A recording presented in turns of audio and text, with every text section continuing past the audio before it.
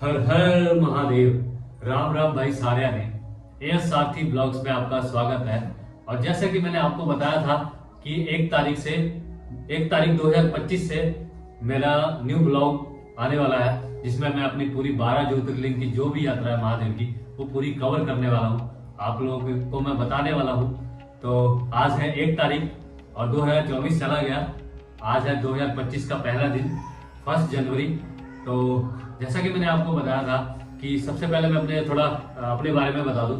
मेरा नाम है अजय कुमार और बेसिकली मैं पंजाब से भी बिलोंग करता हूं और यूपी से भी। यूपी में अपना घर है और पंजाब में भी अपना घर है। तो मैंने ये यात्रा जालंधर पंजाब से स्टार्ट की थी सितंबर के महीने में, और उस टाइम थोड़ा थोड़ा ठंडी का टाइम था।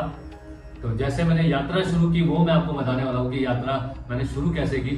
तो मैं ऐसे ही एक दिन ना इंस्टाग्राम स्क्रॉल कर रहा था, करते उस पर एक videos I, travel without money, travel without पैसा। ट्रैवल विदाउट मनी को भी बहुत दिखता था, तो ट्रैवल विदाउट पैसा वो देखा उनको। तो वो यात्रा कर रहे थे, साइकिल से यात्रा कर रहे थे। 4 लोग थे, एक अजय यात्री के नाम से था, एक डॉक्टर नाम से था और एक नितिन ब्लॉग्स था जिसके 1 मिलियन हो चुके हैं भाई। तो इनको देख के मुझे लगा कि यार ये अगर साइकिल से यात्रा कर सकते हैं ना भाई, तो मैं भी कर सकता हूँ। तो मेरे अंदर थोड़ा बहुत क्यूरियोसिटी हुई कि मैं भी क्यों ना यात्रा करूं और साइकिल से करके देखता हूं। क्योंकि भाई मैं इतना मतलब रिच फैमिली से नहीं हूँ, मिडिल क्लास फैमिली से हूँ। तो मैंने सोचा करते हैं। तो मेरा एक फ्रेंड था, उसके साथ डिस्कस किया शाम के टाइम। तो उन्होंने बोला कि मतलब थोड़ा सीरियस हुए, चलो करते हैं। ऐसे करते करते 10-12 दिन हम बातचीत करते रहे और थोड़ा प्लान बना। तो फिर उसके बाद हमने सोचा बजट कितना रहेगा, लोगों से पूछा और जो भी मतलब यात्रा कर रहे थे उनसे लाइव में आके पूछा भाई कितना बजट लेके चले थे आप। वो कहते हैं मतलब नॉर्मल बजट भी हो सकता है, आप साइकिल परचेज कर लो और जो रहने खाने पीने का सामान है वो उसकी टेंशन नहीं है, वो तो आपको रास्ते में प्रोवाइड हो जाएगा, लोग हेल्प कर देंगे। उसके बाद आपको रहने का सामान चाहिए और मतलब जो आपके इक्विपमेंट है वो चाहिए।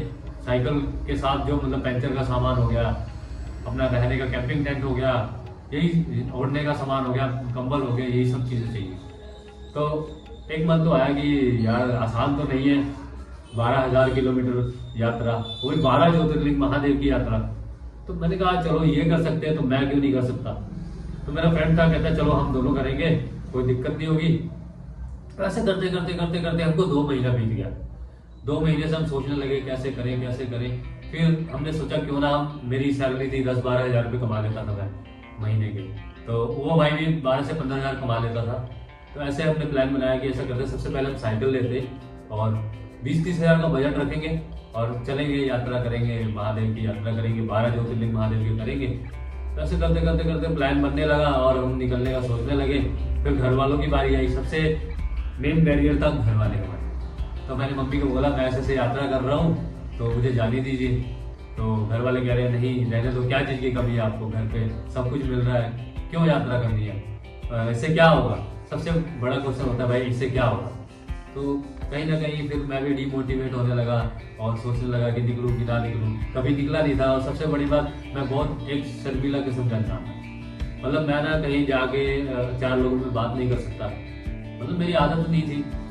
तो घर वालों ने कहा 2 लोगों से तो बात कर नहीं पाते और जाओगे दुनिया घूमने। तो फिर मन में थोड़ा था महादेव के प्रति थोड़ा लगाव था कि हाँ मतलब जाना है, यात्रा करनी है।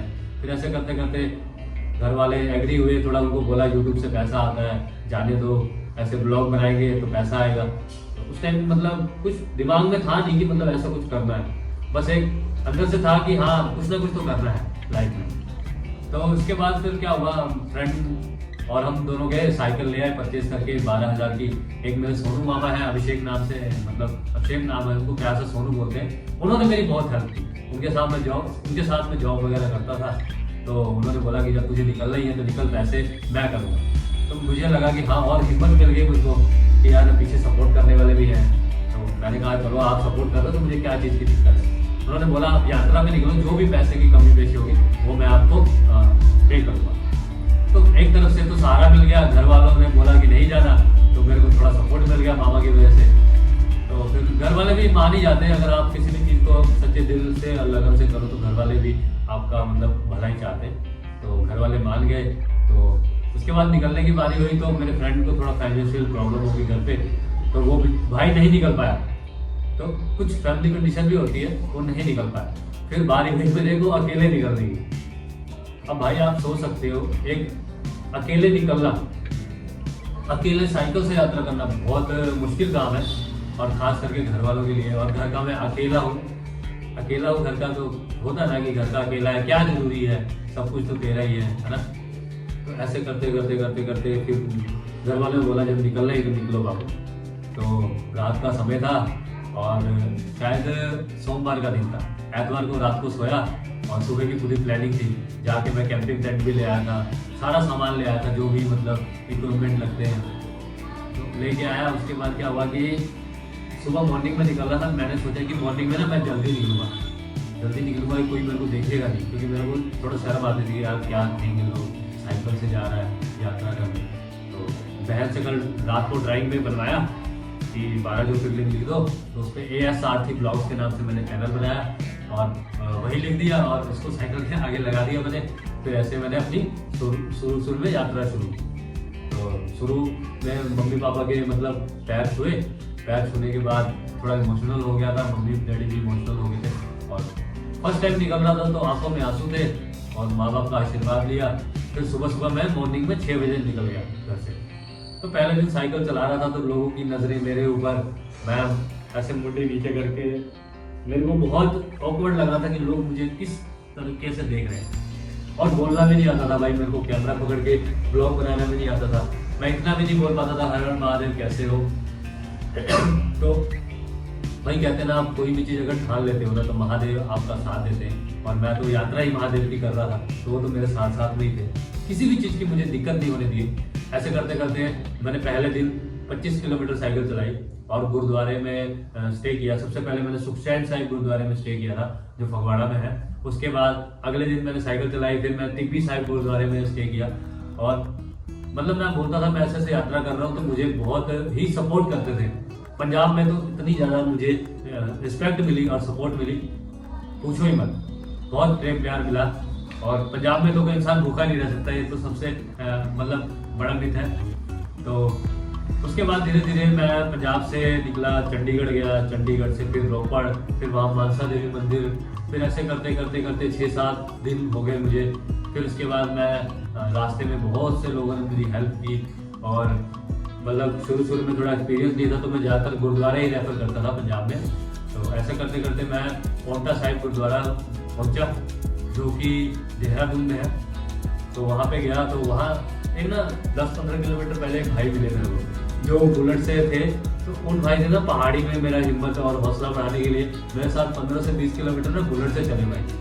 तो मुझे बहुत अच्छा लगा कि मेरे साथ साथ चल रहे। फिर कहे उन्होंने बोला कि कोई चीज़ सामान चाहिए तो आप ले सकते हो। तो उन्होंने मुझे पावर बैंक दिलाया और बहुत सी चीज़ें दिलाई, कुछ पैसे भी दे रहे थे। तो मैंने मना किया कि मेरे को जितनी ज़रूरत है मैंने उतना ही लेना है। थोड़ा शॉर्ट में बता रहा हूँ मैं आपको। एक ज्योतिर्लिंग में आज कवर करूँगा महादेव के श्री केदारनाथ धाम। तो ऐसे करते करते पोंटा साहिब गुरुद्वारा पहुंचा, रात रुका वहाँ पे। और वहाँ से फिर देहरादून से फिर मुझे थोड़ा पहाड़ी एरिया शुरू हो गया। तो पहाड़ी एरिया में ऐसा था कि शाम के टाइम साइकिल चला नहीं सकते, तो 6 बजे मुझे राइड बंद करनी पड़ती थी। और दिन भर में मैं 70-80-90 किलोमीटर साइकिल चला लेता था ईजिली तरीके से। तब मुझे थोड़ा प्रैक्टिस भी हो गई थी। पहले दिन तो मेरे पैर दुख रहे थे, बहुत दिक्कत हो चुकी थी। तो धीरे धीरे मेरे को बोलना भी आ रहा था, कैसे बोलते हैं, थोड़ा समझ आने लग गया। मेरे पास सैमसंग का फोन था उस टाइम, तो इतना क्लियरिटी नहीं थी, लेकिन कीड़ा था कि हाँ मुझे करना है। करते करते हम पहुँच गए उत्तराखंड देवप्रयाग। और देवप्रयाग में 2 नदियों का संगम होता है, अलकनंदा और भागीरथी। तो वहाँ पे हमने संगम देखा। फिर उसके बाद वहाँ पे एक रघुनाथ मंदिर था। रघुनाथ मंदिर पे हमने दर्शन किए। वो बहुत सालों पुराना मंदिर है, कम से कम हजारों साल पुराना मंदिर है। तो वहाँ की बहुत सी कहानी प्रचलित है श्री राम प्रभु श्री रामचंद्र की। तो वहाँ पे हमने दर्शन किए। दर्शन करने के बाद काफ़ी लोगों ने बोला कि आगे बारिश के कारण बहुत ज़्यादा लैंड स्लाइडिंग हो रही है, जो पहाड़ गिरते हैं ना ऊपर से। तो वो बताया लोगों ने। तो कह रहे साइकिल लेके जाना बहुत ही आपके लिए मतलब सही नहीं होगा। तो मैंने सोचा कि क्यों ना मैं साइकिल यहीं पर लगा देता हूँ, उसके बाद वहाँ से मैं चलता हूँ। तो ऐसे करते करते फिर मैंने वहाँ के जो मेन पंडित जी हैं उनसे बात की। और बात करने के बाद वहाँ पे मैंने साइकिल लगा दी। और वो पंडित जी बहुत ही अच्छे थे, उन्होंने बाकायदा ताला मार के और बहुत ही अच्छी जगह पे उन्होंने कहा कि साइकिल रख दो, आप उधर से वापसी टाइम ले जाना। तो वहाँ पे फिर मैं वहाँ से सोचा कि मैं पैदल जाऊँगा, 200 किलोमीटर मैं पैदल जाऊँगा मैंने सोचा। तो ऐसे रास्ते में चल रहा था, पहला दिन तो मेरा निकल गया, 20-30 किलोमीटर चला होगा। दूसरे दिन फिर एक मुझे कार वाले भाई ने बोला कि आप आ जाइए हमारे साथ बैठिए, हम आपको रुद्रप्रयाग तक छोड़ देंगे। तो वहाँ से वो हमें रुद्रप्रयाग तक लेकर गए और रुद्रप्रयाग के बाद रास्ते में एक आश्रम मिला, वहाँ पर रात रुका, किसी भी चीज़ की वहाँ पे दिक्कत नहीं हुई। वहाँ पे रात रुकने के बाद फिर मॉर्निंग में हमने फिर चढ़ाई शुरू कर दी।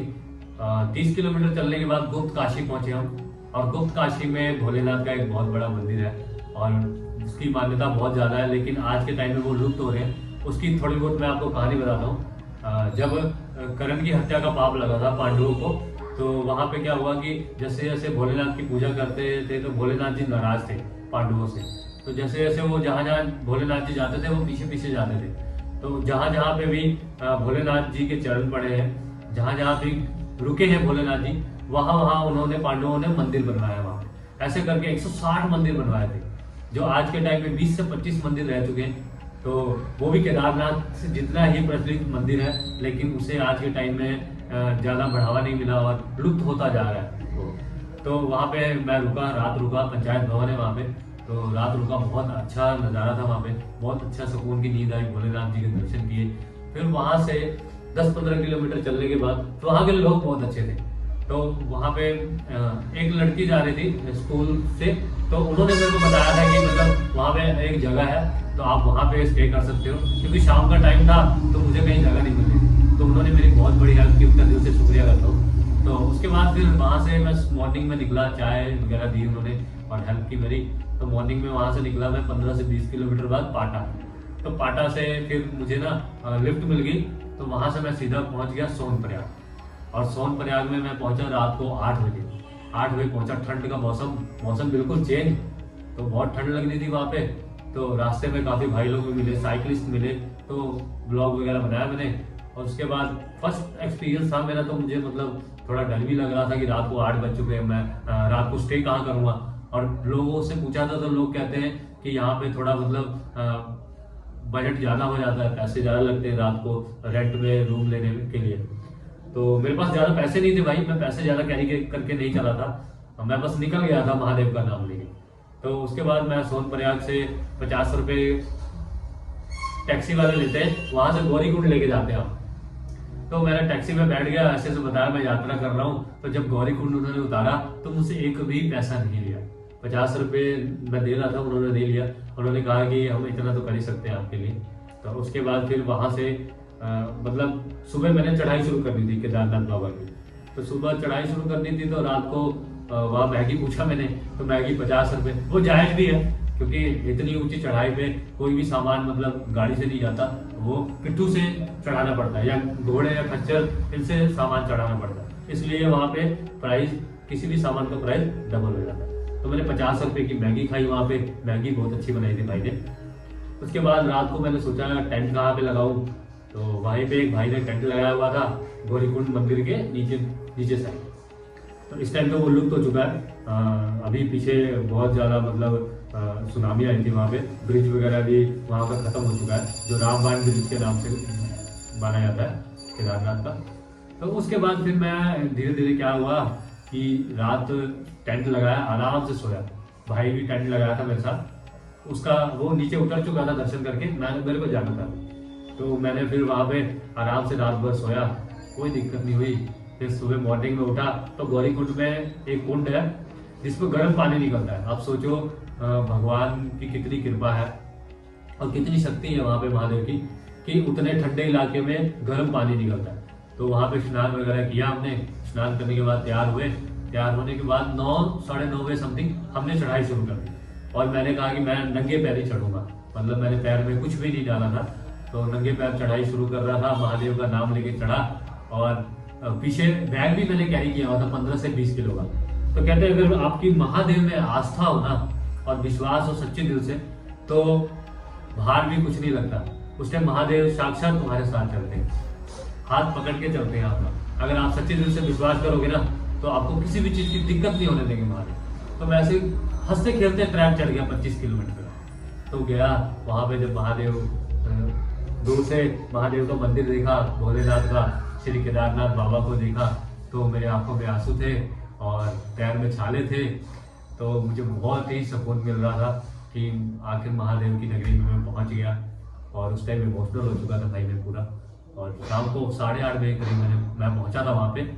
तो उस टाइम लाइन नहीं थी ज़्यादा, मेरे 20 से 25 मिनट के अंदर भोलेनाथ के बहुत सुंदर दर्शन हुए। और दर्शन होने के बाद फिर रात को जो भीमशिला पर्वत है उसके बैक साइड में मैंने रात को कैंपिंग किया और वहाँ पे सोया। और सोने के बाद मॉर्निंग में उठा तो रात में भाई मुझे बहुत ज़्यादा ठंड लगी, क्योंकि मेरा फर्स्ट एक्सपीरियंस था। मुझे पता नहीं था कि भाई रात को बर्फ़ भी पड़ती है और बारिश भी होती है। तो मैं उस हिसाब से सामान नहीं लेके गया था। एक कंबल था मेरे पास, स्लीपिंग बैग नहीं था मेरे पास। तो मैं आपको बताना चाहता हूँ, जो भी यात्रा कर रहे भाई अपने पास अगर ठंडे इलाके में जा रहे हो तो स्लीपिंग बैग होना बहुत ज़रूरी है आपका।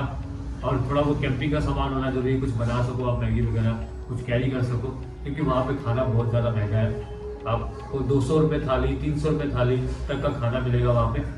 तो वहाँ पे रात रुका, फिर मॉर्निंग में वहाँ से फिर मैं निकल गया। मैंने उतरना शुरू कर दिया गौरीकुंड के लिए, क्योंकि मुझे पता था कि भाई मैं वहाँ पे सर्वाइव नहीं कर सकता। मुझे ठंड भी बहुत ज़्यादा लगी थी रात को और मेरी तबीयत भी खराब हो गई। तो फिर उसके बाद वहाँ से उतर के मैं गौरीकुंड पहुँचा। फिर गौरीकुंड से नीचे ऐसे आते आते फिर सोनप्रयाग, और सोनप्रयाग से फिर देवप्रयाग। तो देवप्रयाग में फिर से मैंने वहाँ पे मतलब बाबा जी से बात की और साइकिल वगैरह अपनी उठाई। उनका बहुत आभार व्यक्त करता हूँ, दिल से धन्यवाद है आपका, अगर आप सुन रहे होगे तो उन्होंने बहुत सपोर्ट की मेरी। रात को खाना खिलाया, मेरे को रोका और बहुत अच्छा लग रहा था वहाँ पे। तो वहाँ से फिर आगे के लिए मैंने अपनी साइकिल उठा के आगे के लिए प्रस्थान किया। फिर दूसरा ज्योतिर्लिंग मेरा था काशी विश्वनाथ। तो मैं आज की सीरीज में यहीं पे विराम चाहता हूँ और मेरा पहला ज्योतिर्लिंग कंप्लीट हुआ था इस तरीके से। तो अगर मैं आपको थोड़ा बहुत हिंट दे देता हूँ, अगर आपको यात्रा करनी है तो सबसे पहले आपके पास सारा सामान होना जरूरी है और जरूरत का सामान होना जरूरी है। और कपड़े आप ज़्यादा कैरी मत कीजिए, 2 सेट 3 सेट बहुत है, क्योंकि आप सोचते हो ना कि मैं भी ये भी पहन लूँगा, लेकिन जब आप यात्रा करते हो तो ज़्यादा आप कपड़े नहीं पहन सकते, 1 से 2 कपड़े ही पहन सकते हो। तो इस तरीके से आप ज़्यादा सामान ना लीजिए, थोड़ा थोड़ा अपना जो भी जरूरत का सामान है वही कैरी करके चलिए, क्योंकि भाई जब साइकिल चलाते हैं ना तो आधा किलो भार भी बहुत ज़्यादा लगता है। सही है। तो मेरा सामान बहुत ज़्यादा हो चुका था, मेरे घर वालों ने बर्तन वगैरह भी दे दिया था हैवी, तो 5 से 10 किलो तो बर्तन ही हो गया था। फिर मैंने सोचा चलो मैं यूपी का रहने वाला हूँ, तो काशी विश्वनाथ के लिए दर्शन करने के लिए जा रहा हूँ, तो अपने बर्तन वगैरह मैं वही यूपी में छोड़ दूंगा। तो ये प्लान करके फिर मैं यूपी के लिए निकल गया वहाँ से। तो आगे की स्टोरी मैं आपको कल बताऊंगा अगले नेक्स्ट ब्लॉग में, नेक्स्ट सीरीज में। तो आज की सीरीज को मैं यहीं पे विराम देता हूँ। तो आप आशा करता हूँ कि आप इस मेरी यात्रा को ज़्यादा से ज़्यादा सपोर्ट करेंगे, ज़्यादा से ज़्यादा शेयर करेंगे और ज़्यादा से ज़्यादा लाइक कीजिए। और महादेव आपके पूरी फैमिली पे, जो भी इस वीडियो को देख रहा है उन पे कृपा बरसाए। और नए साल की बहुत बहुत शुभकामनाएं आप सभी को। तो प्रेम से एक बार बोल दीजिए हर हर महादेव, जय जय श्री राम।